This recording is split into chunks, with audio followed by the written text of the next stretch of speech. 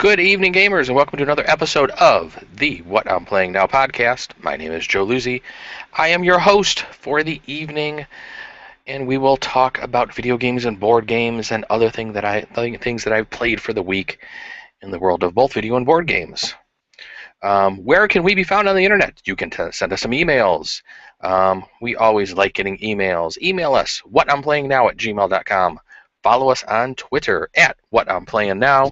Don't forget to drop the G like I always say. Google plus.google.com/the plus sign What I'm Playing Now podcast, and then follow our Twitch stream, twitch.tv/What I'm Playing Now. I set up the page, which should have some information on there as when we are doing streams, as well as some other information on the site. So check out our Twitch page. I'm planning on doing normal streams, usually Wednesday or way back Wednesday, and then on Saturday I will try to maybe do some impromptu streams throughout the week, because there's a couple of games that I would like to play a little bit more than just Wednesday and Saturday that I'd like to stream out. So there may be some impromptu ones during the week, but those will be pretty much just follow us on Twitch, and I will try to tweet those out when we're starting those. So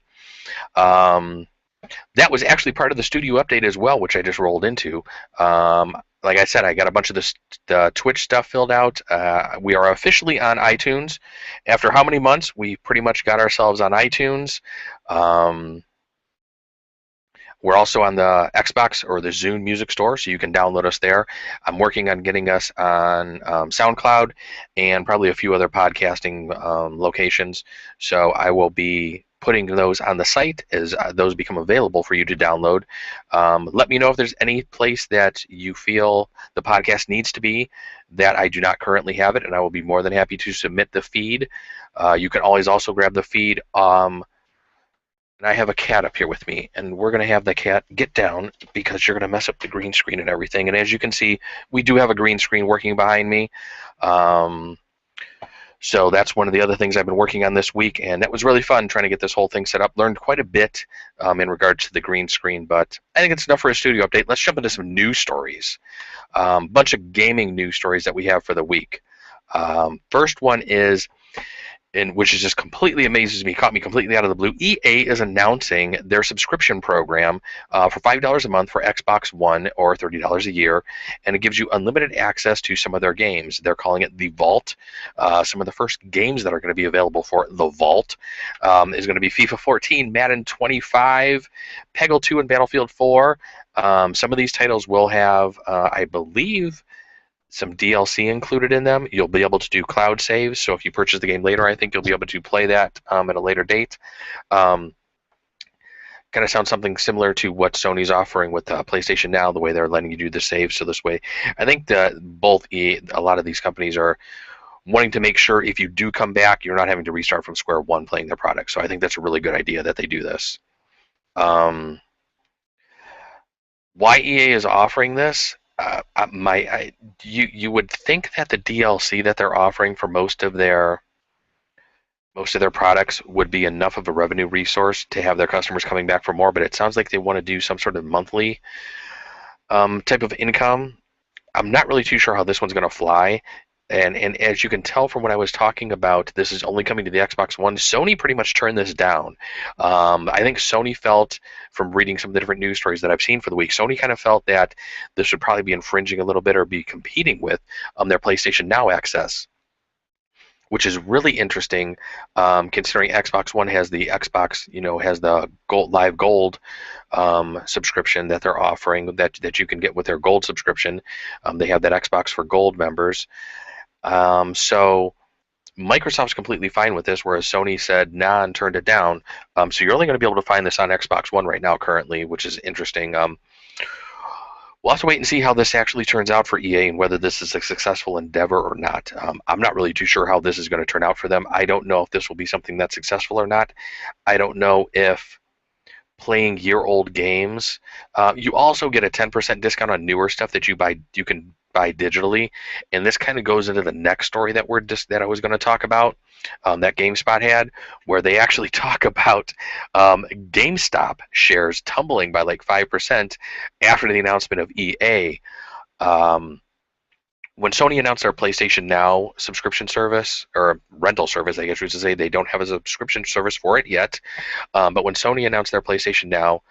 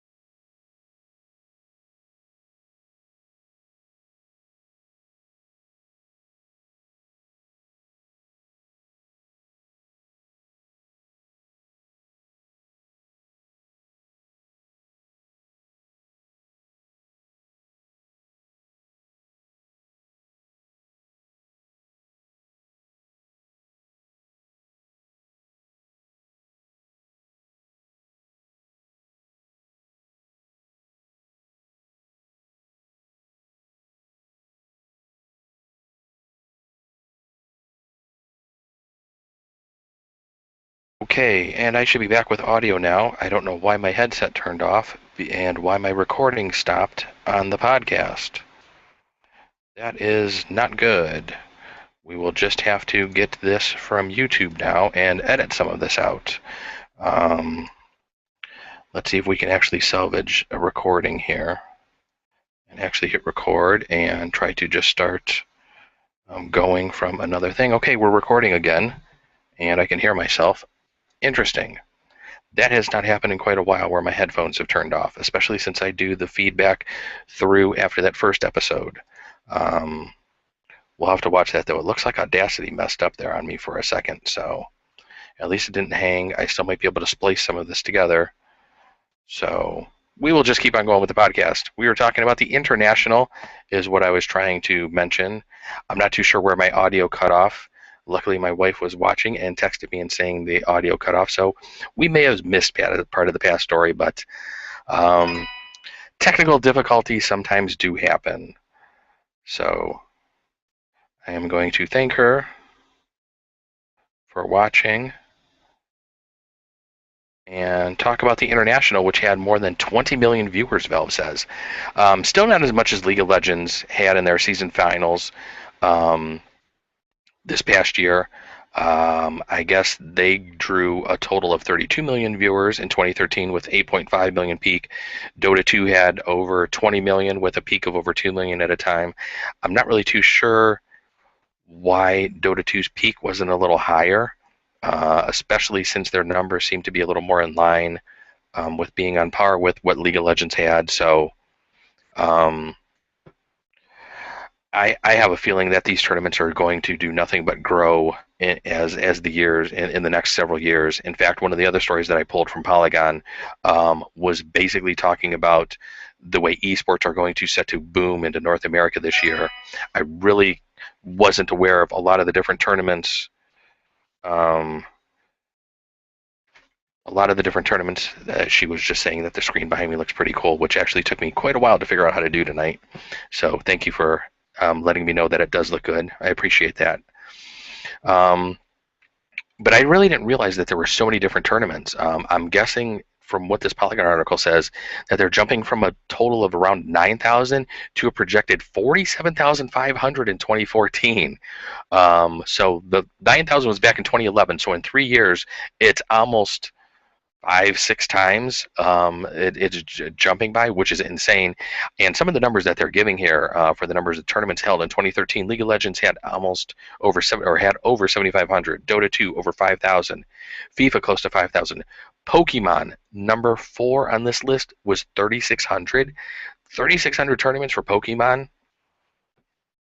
Unbelievable. I cannot believe that Pokemon was it is still as popular as it is. There is obviously an audience for it.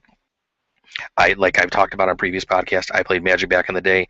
Pokemon came out at a time where I was much older and really just could not get into that game. I've never even tried playing Pokemon. I have friends who has kids that have played it, and it's extremely popular among even people that I've gamed with throughout the years. So I realize it's popular, but I didn't realize that there actually was that much of a tournament scene, I guess, for Pokemon. But interesting. It's crazy the way esports is really blowing up. Dota 2 was shown on ESPN. You could watch a lot of the stuff on ESPN 3. They even had a special on ESPN 2 the one evening that I watched, which was really cool to see. So I have a feeling that the more tournaments there are, the more exposure this gets. It's just going to become more popular, and hopefully maybe jump up to ESPN 2 and maybe even to an ESPN late night. We'll see when that happens in the next couple of years. So one of the other stories I wanted to discuss was a Polygon article about Nintendo, and they're losing 97 million in this last quarter, even with the success of Mario Kart 8. So Mario Kart 8, I guess, represented over 65% of their total sales, software shipments, in that third period, 80% which came from outside Japan. Even selling that much of one product, they still had a huge loss. Their handheld system appears to be what's still keeping them alive. We've always known that their handheld system is the 3DS, and well, all of their handhelds have always been extremely popular amongst everybody that's a Nintendo fan. I guess they shipped over 820,000 3DS units from April to June, taking the total to over 44 million. It sounds like the Wii U's are still kind of slow. Considering that system's been out well over a year now, I believe. They're not even close to getting close to 7 million, I guess, which Sony reached after a couple of months only, I think it was. So with the PS4, I don't want to say Wii U is hurting. I have a feeling when they start releasing a couple of more games that the franchise games that the diehard players are waiting for, they will probably sell some more units, but hopefully their handhelds can keep them going until they release a new platform, because the Wii U just doesn't seem to be the popular, or seeming to be as popular as they would hope. It's definitely not as popular as the Destiny beta, which is going to be our next story from GameSpot. Is the Destiny beta had over 4.6 million players playing it, which is basically the biggest beta ever for a new IP on the consoles. I was one of those 4.6 million. I talked about the game last week. For me, not being a huge FPS fan, I really enjoyed the game. I thought the game was a hell of a lot of fun. Had a heck of a good time with it. Can't say enough about it. I will definitely be looking at the game when it comes out. I believe it's coming out September 9th, I believe is its release date. I was looking at some of the different editions that are available. They have the Ghost Edition, which actually comes with your own ghost. That sounds like it has a voice to it and actually will talk to you. You then get a ghost in-game that is similar to that. It's like a red-colored ghost. They have a different Collector's Edition.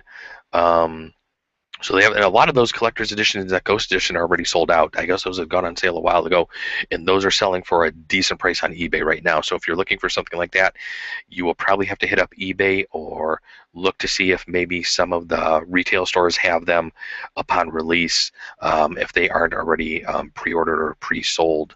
So Destiny, can't wait for this game. Really looking forward to it. Um, 4.6 million people playing a beta is just freaking simply amazing. That's just a hell of a lot of people. Next story we're going to move on to is a story of Deep Silver. They are buying Homefront from Crytek. So we've talked about Crytek in the past on a couple of episodes. They've been having some issues. We've heard about developers saying they're not getting paid. It actually sounds like most of the North American development team kind of quit coming into work, it sounds like. And later on, after they sold Homefront to Deep Silver, it sounds like the North American development house for Crytek is pretty much gone now. So it sounds like Crytek's actually trying to do some shifting around. It sounds like they want to go to maybe a more online status or do some free-to-play type of games. We'll have to see how that goes for them. As far as Homefront, with Deep Silver taking over the game, it sounds like some of the people that had been working for Crytek are going to be moving over to Deep Silver to assist with the completion of this game. Which is crazy because Homefront was acquired from THQ for like $500,000 by Crytek when they went bankrupt a couple of years ago, back in December of 2012. So Homefront just seems to be getting passed around to different developers. So we'll see if Homefront: The Revolution is maybe the next Duke Nukem. Who knows? We'll see. We'll see if this game ever comes out or not. That's just really crazy though. The next story was basically that I had pulled out was basically about Crytek UK maybe shutting down, but it sounds like the US office is what kind of closed up. I don't think the UK one did. The bulk of the staff's layoff for Crytek USA, which, like I said, most of them had quit. So that's just, it's a shame to see so many different development studios actually laying off so many different people. I know one of the other things that happened last week that I didn't even pull a story from was GameSpot laid off a bunch of different writers and everything. So I'm hoping that everybody that got laid off from all of these different companies, both the development, GameSpot, for news, for get writers and everything like that, hoping everybody can get back on their feet and find something good to do and make a good living at it. So jump to a little bit more fun of a story. Twitch started streaming live music last week, so July 30th. Twitch actually started streaming DJ Steve Aoki, which I actually was watching when they went live with this. He was streaming from Ibiza in Spain. It looked like it was just a huge fucking crazy party. The music that he was streaming was great. If Twitch starts doing this a little more often, I will definitely be dropping in and checking these different things out. It was pretty cool being able to watch this live stream of this DJ and this just huge house party. Kind of just looked insane. It would have been spectacular to be there. It looked like everybody was just having a great time. Now, the one thing I am really interested in, if Google does buy Twitch, as we have talked about in some of the past episodes, what's actually going to happen with some of these live streaming and some of the licensing for this, because I'm wondering if Twitch is streaming some of this stuff, can some of the live streamers on Twitch then stream some of the music that's being played live through Twitch onto their stream? Will Google allow this? I don't know. I was thinking about that today because it seems like a lot of streamers are using Spotify and a couple of different other cloud solutions for streaming different audio while they're playing games and everything. So, and I think a lot of people are wondering, they're pretty much under the impression that will be stopping probably once Google takes over this whole thing. But we'll have to wait and see what really happens with that. Nobody really knows what's going to happen. So our next story is a GameSpot story. It's going to tie in with what we were talking about with EA a little bit earlier. The PlayStation Now beta went live last week. I checked it out. I checked out some of the games. I have not downloaded anything or tried anything or paid a rental fee for anything. I was just in there kind of looking at some of the different prices, looking at the different service and everything. The one thing I didn't do was actually test my speed connection, which I kind of wanted to do because I guess you need, they're recommending a 5 megabit per second, which I have 30 megabit down. So I should have more than enough bandwidth to be able to stream some of this stuff. I was watching some of the guys from their Giant Bomb stream. I think it was maybe their Friday stream when they were actually playing some of the different games on PlayStation Now. They were trying it out. And some of the fighting games they were saying were pretty much spot on as far as no lag, not being able to notice anything, the game playing really smooth, looking really good. So they were, it sounded like they were kind of impressed with it. So I kind of want to check this out.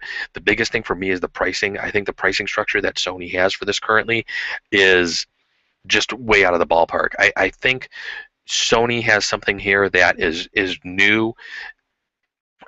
There were a couple of companies that have tried this before, like On Live. They basically bought the Gaikai service, which is what they built the whole PlayStation Now product around.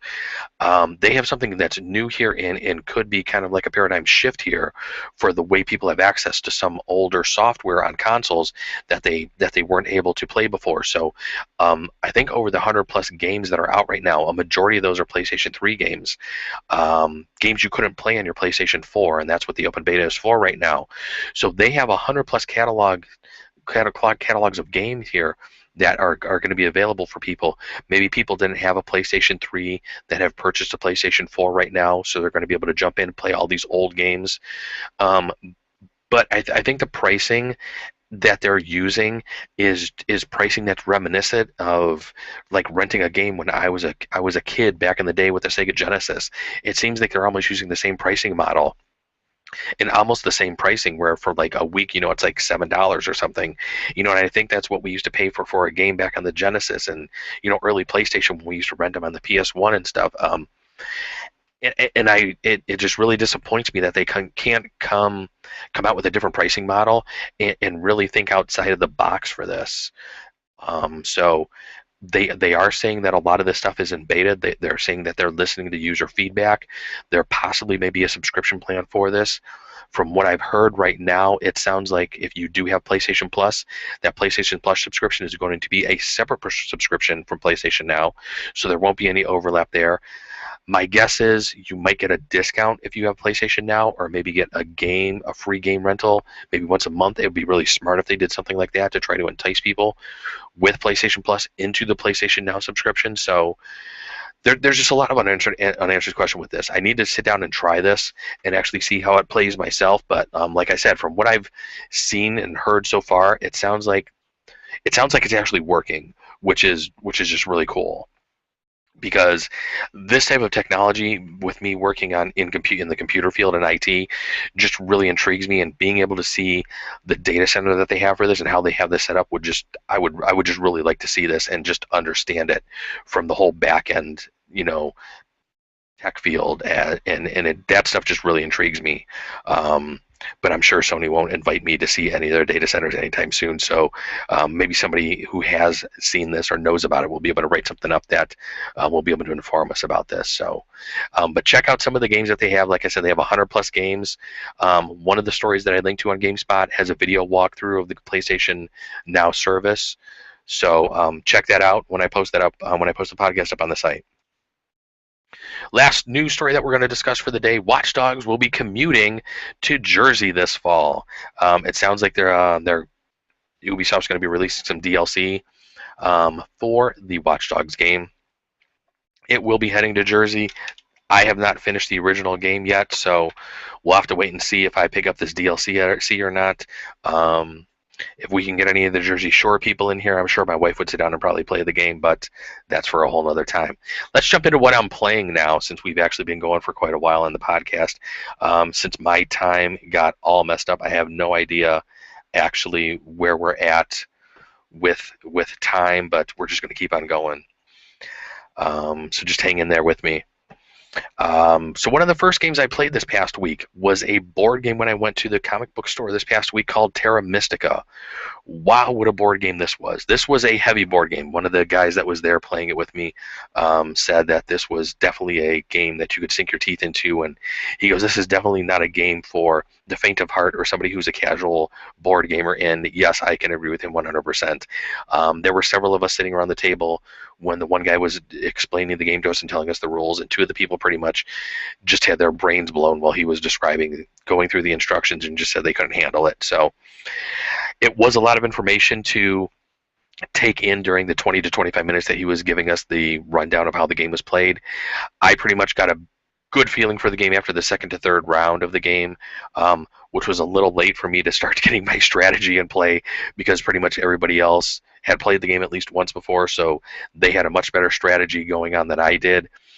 Um, but basically, the game is a game that has a lot of resources in it. So it's kind of, I don't want to say it's like a resource gathering game, but it's basically a game of, I guess you can say, settlement building, where you're trying to, Terra Mystica, you're trying to terraform different spots on the board, which have different pieces of, shall I say, some are like forest, some are stone. So you can turn those types of board spots into the different land into a land that you can then build a settlement on. And you basically start off with two different cities, and you can then expand those cities, those locations, and try to build up a whole city. And then you get different victory points, and basically the person with the most victory points at the end of the game wins. I am telling this game much easier than what it is. I'm going to have a link to the Board Game Geek site for this game. So if you're interested in it, you can watch a couple videos that they have out there for it. It's a really heavy game for board games. It was extremely fun. It took us probably several hours to play. I would say probably between 2 and 3 hours to play. That's including with instructions, since I had never played the game before. Um, but it was definitely something that I would like to try playing again. I didn't do the world's greatest at it, but now that I do have a better understanding of it and how the game works and some of the strategy that goes behind it, as far as building cities around your opponents or close to them, because you get energy when they build close to your city or build close to a location that you own, you can then get energy. And when I had started the game, I kind of put myself at different ends of the board, not really near anybody, so I had to build towards my opponents, which really slowed me down. And pretty much by about the fourth or fifth turn, which is pretty much the end of the game, is when my energy and my cities and my all my locations really started gelling together. And right about the time where I could really start making some good headway in the game was over. So, like I said, I pretty much wasted the first 3 turns just trying to figure out what all needed to be done. But once I had a good handle on that, it was a great game to play, and I could see why it's on a lot of people's top 10 list as far as one of the more popular games of the past couple of years. So, one of the other games I played for the week was on the PC. It was a game I picked up off of Steam. It's an early access game. A game I had followed that was on Kickstarter, but I actually didn't kickstart, and we have the cat back again, and we're going to have to, I think, close the room off from the cat so they don't get on the stream anymore. But Hand of Fate, it's kind of like a deck building game, you could say, along with an action combat type of adventure. Really interesting game. The game is still in early access, so it's in beta. Not all the bugs are worked out. There's still a lot going on with there. And Stewie, I'm going to have to ask you to just get down for now and go into the other room. But I did a Saturday stream of this, which I'm working on getting the video feed up onto the site for.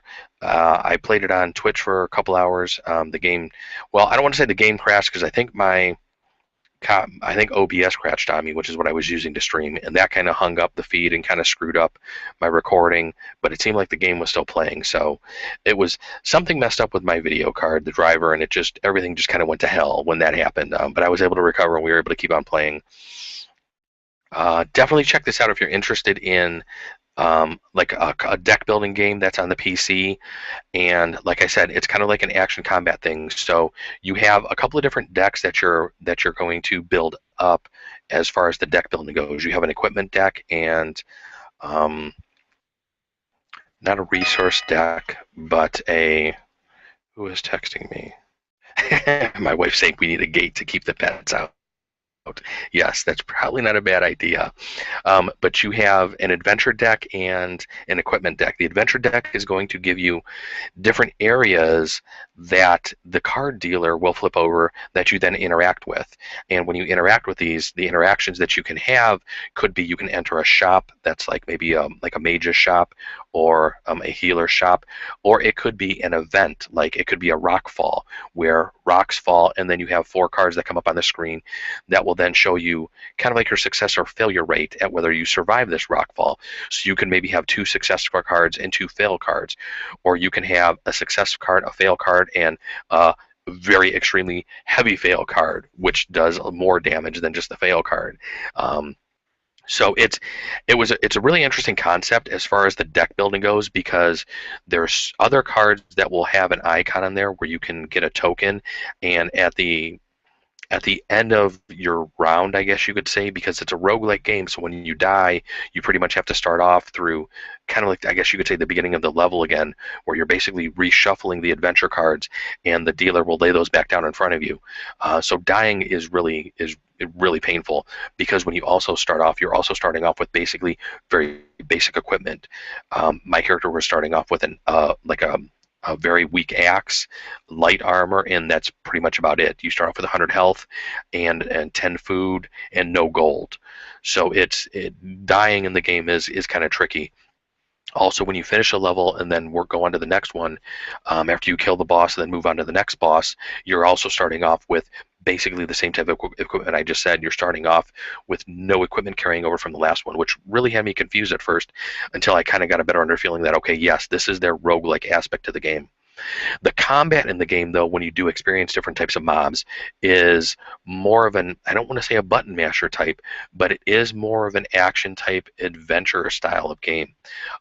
More reminiscent into the combat of maybe like an Assassin's Creed, maybe like Batman, where you don't have a lot of different attacks, but you're flowing between attacking mobs in different directions. If you really playing with the keyboard was kind of tricky. I can see why they actually have controller support for this game, and when I do play the game next time, I will definitely be using a controller, because I think with the controller you will have much better control and be able to get a much smoother attack going on between your opponents that you're fighting. Also, you can have different shields you can pick up, which can do different things as far as blocking or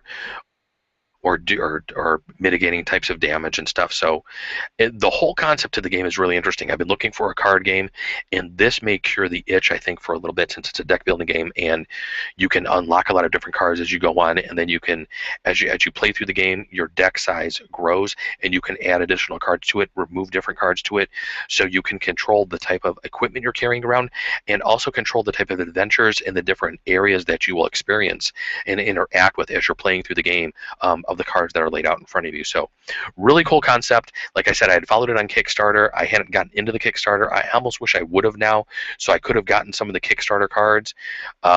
In reading through the forums today, it sounds like the developer may be giving out maybe an early access card to the people who purchase early access. It doesn't sound like we're going to be getting the Kickstarter cards, because they do want to keep them for the people who did kickstart the game, which I completely agree with and do not have a problem with. I think the people who funded the Kickstarting actually deserve the awards or rewards that they were given, that they would be told, and that they really shouldn't be given to anybody else, even the early access people. But I think it'll be kind of cool if the early access people do get maybe like a card made specifically for them. And the Kickstarter people can have that card too. I wouldn't have a problem with that. I think the Kickstarter people should be entitled to pretty much everything that comes out for the game now, since they were the ones that are allowing the developer to really get the product on, probably on early access. That might not have happened before. So some of the other stuff I played was just a couple of older games. Of course, we did the Ultima 1 stream on Wednesday. We did the Way Back Wednesday stream. I've posted a couple of videos. I have a couple more videos I need to produce for the past couple of times I played Ultima. We have 3 of the 4 gems now. We have our strength maxed out to 99. I'm actually close to probably like 9,000 health after doing a couple of things. Maybe 1 or 2 more episodes of that before we can jump into a couple other different games for Way Back Wednesday. I played some Binding of Isaac on Steam, as well as 10 Million, which was an older game I had picked up. On the Vita, I've been picking it up and playing some pinball every now and then. The Zen Pinball 2. I'm still waiting for the Walking Dead table to come out for that game, and kind of can't wait for that. So I've talked about that being on my what I want to play now list, but a couple of things that I do want to play now. We're going to jump to the final part of the show here.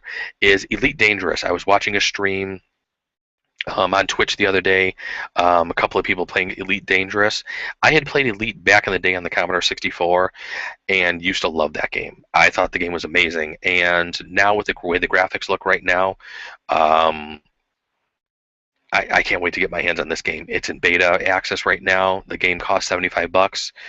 If you want to play through the beta, you can pick it up also for $50 and wait for the game to actually be released. It looks like they've actually stayed true to heart to Elite, from what I remember playing back in the day. So that's a game that when that does come out, I'll definitely be picking it up. I don't think I'll be picking up the beta with everything I currently have to play right now on my list. I'm just going to wait for it to get released. And then I also want to play The Walking Dead Season 2, Episode 4. I haven't had a chance to sit down and play that on the PS3 yet. I need to get that downloaded and play that. After playing Episode 3, I really want to see what happens to the whole gang that's in that Walking Dead episode. So Episode 4 is definitely on my horizon, and hopefully I will get some time to play that this week. But I think that will be about it for this episode of the What I'm Playing Now podcast. Remember to send us some emails. Let us know how we're doing. Let us know what you think. Let me know what you think of the green screen back here. Still working on kind of tweaking some of this stuff. I picked up XSplit earlier today. It seemed to be about the easiest way for me to get this working. I was trying to use OBS and having some problems, and I tried a couple of the pieces of software, but XSplit seemed to be one of the first ones where I could get this working nice and easy, and I'm thinking it turned out okay. So it's a lot better than the white sheet behind me. It's a little different. I'm still trying to get used to seeing something behind me than the white sheet. So send them some emails. whatimplayingnow@gmail.com. Follow us on Twitter @whatimplayingnow. Also our Google Plus page, plus.google.com/the plus sign What I'm Playing Now podcast. And of course, please follow us on Twitch, twitch.tv/What I'm Playing Now. Some follows on there would be great. Also, rate us on iTunes. Any ratings on there, any reviews, any type of feedback that we could get on iTunes and on the Zune Music Store or the Xbox Music Store, or whatever the hell Microsoft is calling it nowadays. If you're using one of those, that would be great. But just give us some feedback so we can let us know how to make the show better for everybody out there. So thanks for watching, everybody. We'll see you next week. Keep playing some games and let us know what you're playing now. We'll catch you next week. Thanks a lot.